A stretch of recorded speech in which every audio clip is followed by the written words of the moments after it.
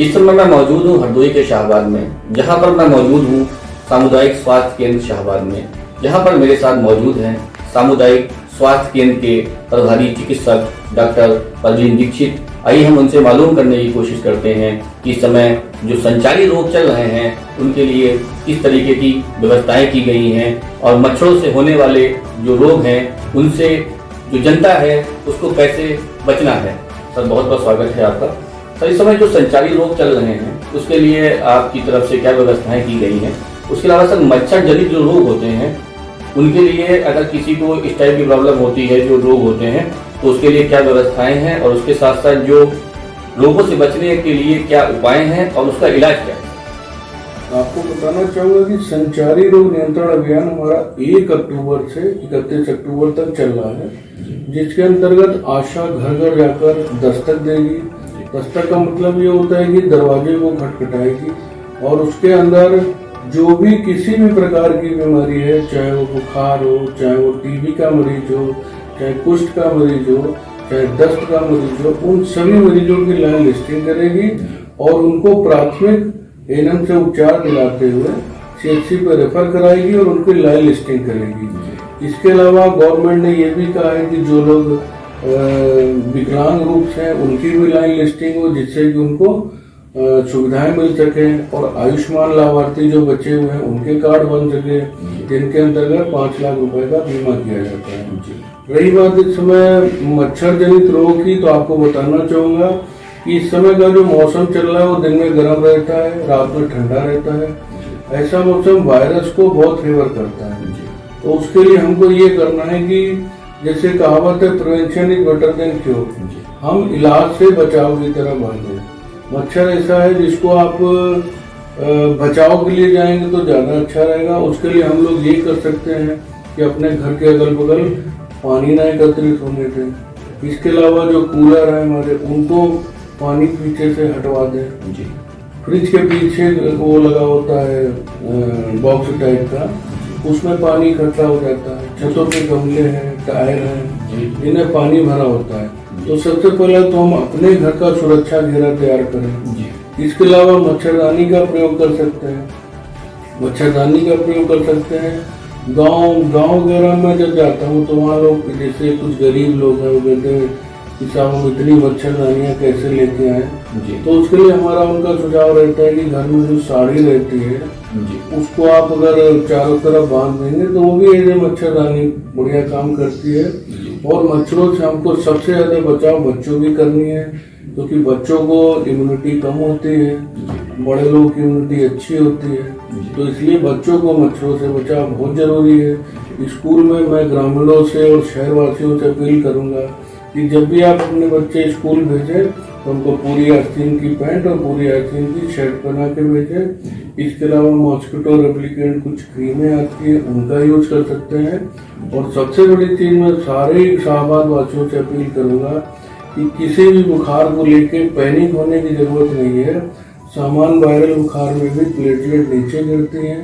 Platelet गिरना कोई एक सामान्य चीज है। और इसके अलावा एक और अपील करूंगा कि किसी भी समस्या के लिए 24 घंटा सीएचसी शाहबाद खुला हुआ है। आप किसी भी समय आइए, किसी भी जांच के लिए आइए, सभी सुविधाएं उपलब्ध है और कहीं भी इधर उधर ना दिखाएं।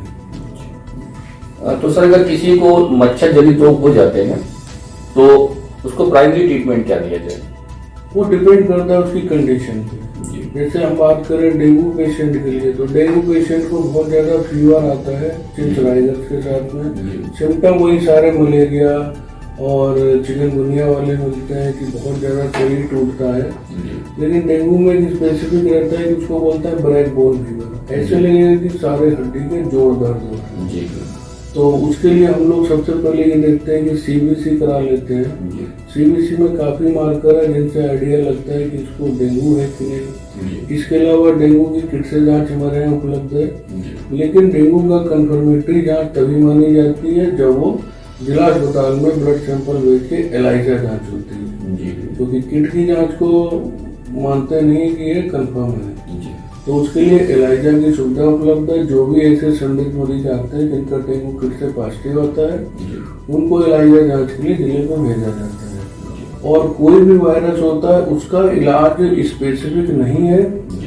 वायरस का इलाज केवल ये है सिम्टोमेटिक। जिस पेशेंट को किसी भी वायरस से जो बीमारी होती है उससे जो भी उसको सिम्टम डेवलप होते हैं, सपोज करिए किसी को वायरल फीवर हुआ है, उसको फीवर हुआ है तो उसको पैरासीटामोल देनी है, उल्टी हुई है तो उसको उल्टी की दवा देनी है, इसके अलावा उसको अगर चक्कर आ रहे हैं तो उसका बीपी मेंशन देखना है। तो इस तरीके से सिम्टोमेटिक ट्रीटमेंट होता है एक्चुअल में वायरस का। कोई स्पेसिफिक ट्रीटमेंट नहीं है कि हम इसके लिए ये एंटीबायोटिक चला दें या हम इसको ये पर्टिकुलर मेडिसिन चला दें। तो वायरस का ट्रीटमेंट केवल और केवल सिम्टोमेटिक होता है और उसके लिए मॉनिटरिंग ये रखनी होती है, डेंगू के बुखार में खासकर, वायरल के बुखार में खासकर, कि पानी की शरीर में कमी नहीं होनी चाहिए।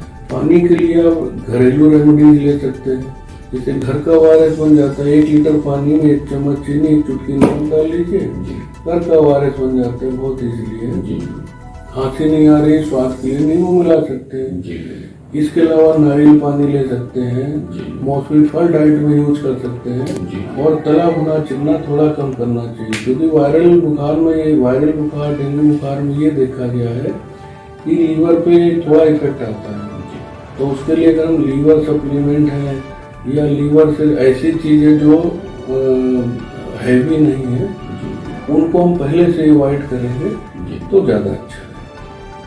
अच्छा सर, कुछ भ्रांतियां रहती हैं कि जैसे प्लेटलेट्स डाउन हो जाती हैं, बहुत ज़्यादा प्लेटलेट्स डाउन हो जाती है, किसी की 20,000, किसी की 25,000, किसी की 30,000, तो उसमें क्या मरीज को घबराने की जरूरत है? नहीं, बिल्कुल पैनिक होने की जरूरत नहीं है। प्लेटलेट कम होना एक सामान्य प्रक्रिया है।